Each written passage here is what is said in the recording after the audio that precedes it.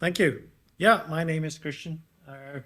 I have the privilege of studying energy systems in two countries, from Norway and from Denmark. I've been doing this for quite a few years. So I'll ask this question here. Well, first it is a statement that the Nordic green energy transition must be a democratic one. I think the previous session said that. But is it? That's a rhetoric question. I have two premises. The first one is the Nordics are not green. And the second is that, yes, people do actually like wind turbines or solar cells or the like in the backyards.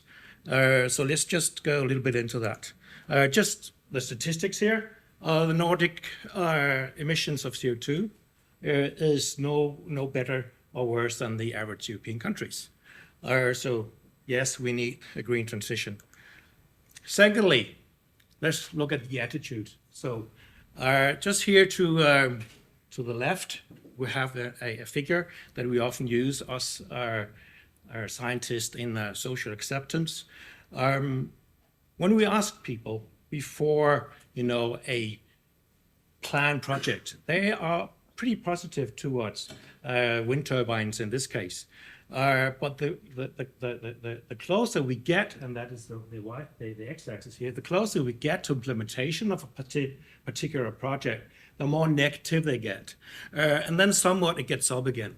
And you could ask, why is this?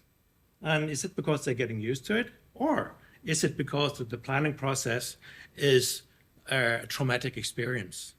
I'm sorry to say it is the later. I have a quote here from two of my good colleagues, one from the Technical University in Denmark and the other one from Agder University in Norway, saying, and I do believe that they have a very, very good point here, and come back to it. The planning, development and deployment of renewable energy facilities must start from the social context to realize locally meaningful and beneficial sustainable projects. It's simply too late to consider the social context in a short hearing period before any decisions have to be made. In Denmark, it's 8 weeks. It makes no sense for people. This is complicated stuff. They have other things to do. 8 weeks is certainly not enough. So how long have we been knowing this? Well, here's another, this is a paper from Barney Voltic. He's from the Amsterdam University. I know him quite well. He's now pensioned. Still working with him. 2000, he came out with the first paper showing that this myth of people don't want things in the backyard. So for 23 years, researchers like me has trying to explain to politicians and the industry, you got it all wrong. We have the facts here. If you don't understand the problem, you can't solve it. And that's why the green transition, at least in Norway and Denmark, has stalled. I'm still trying. Thank you. So here's a model that we often use in this research of social acceptance. So we divide it in three: the policy acceptance, that's by politicians and the policymakers. And the other one is the market acceptance, also by consumers who buy green power, investors and traders, the industry, and then the community acceptance. The community acceptance is about justice. It's about procedural justice. Have we got some good arguments why we should have this here? Do we get anything out of it? And can we trust the actors? Now comes a bit of a complex PowerPoint because I'm trying to put everything in the same. The button doesn't work. Now it does.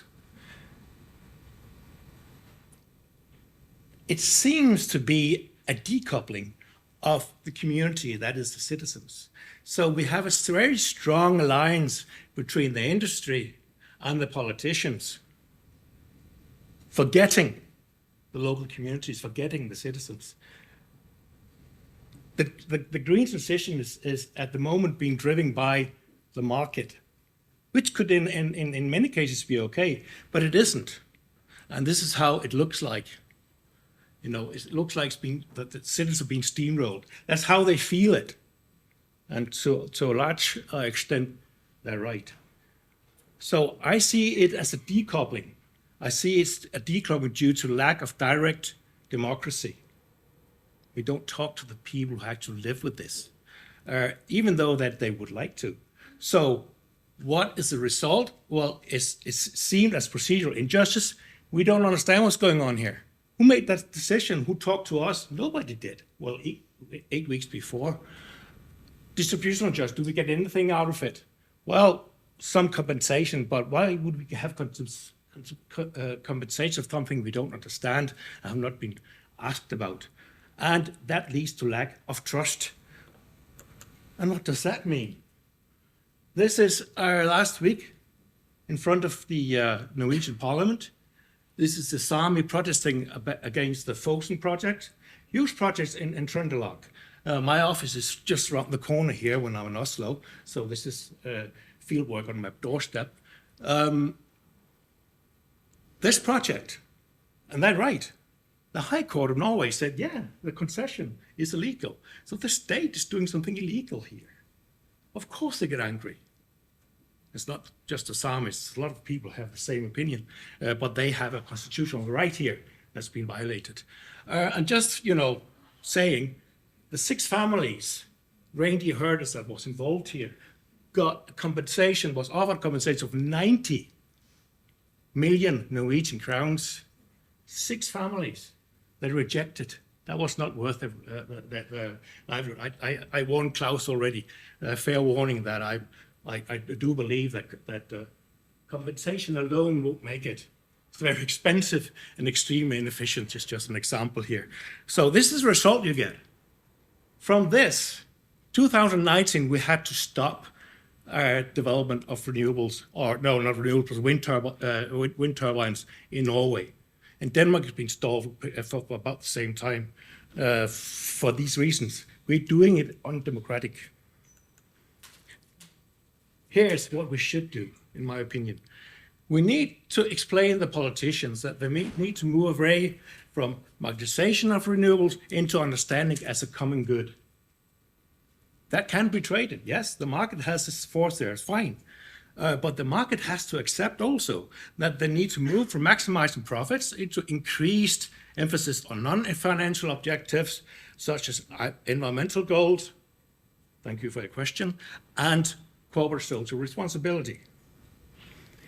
Of course, the community, the citizens also have to take responsibility and move away from convenience.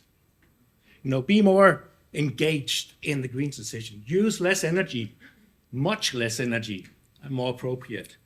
Move from consumers to energy citizens. Oh, by the way, energy citizens are a problem in the Nordic countries because that EU directive of energy citizens communities has not been implemented in the Nordic countries.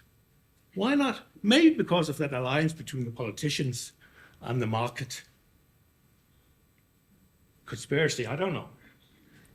So if we do it this way, what we get out of it is that we understand the social context, we empower the community to be able to negotiate with the industry that we invite in when we agree what we want to do. And then you get sustainable projects. Do we have examples? Oh, yes, we do. The first here is district heating in Denmark. Nearly 2 million households get supplied by nearly green heat. All district heating plants in Denmark are owned by consumers, and it's non-profit run by law. This is Hvidsande. You see the 3 wind turbines in the back there on the prestigious Danish shores. And you see some solar panels here, fueling the whole city with nearly free heat. Extremely expensive, cheap heat. The other one here is from Norway. It's small hydropower, up to 10 megawatt, producing quite significant amounts of green energy. It's owned by landowners and farmers, and they do need the money in Norway, I would say, and they pay revenue tax to the community. Both these models here are considered procedural justice and distributional justice. So,